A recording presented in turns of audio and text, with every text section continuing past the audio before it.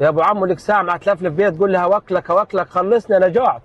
اصبر بس، انا هاكلك في انضف واحلى واكبر مطعم سمك في الكويت كلها.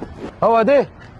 مطعم بيت الاسماك هيعجبك. ده باين عليه مطعم مغفلق. غفله قوي تعال. ايه رايك في المكان الرايق ده بقى؟ يا ابوي يا ده مدخلني مطعم ولا مدخلني فندق؟ تعال اقول لك، المكان الفخم ده اسعاره واعره قوي، معاك فلوس ولا هنتبع؟ ما تقلقش يا عمد، انا جايبك في احلى وارخص مطعم سمك في الكويت. لما نشوف.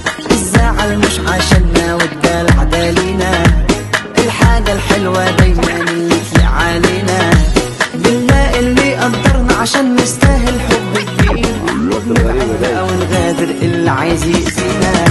روقان جمدان، احنا نحلي حلو زيادة، بنحب الحياة، اللي راح راح واللي راح بنعيش.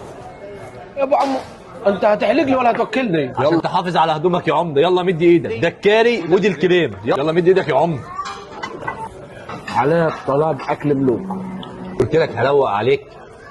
اللي اقول له ولد عمي، الوكل ده يكلف كام؟ السطر ده كله ب5 دينار 750 فلس بس. بس والله ببلاش.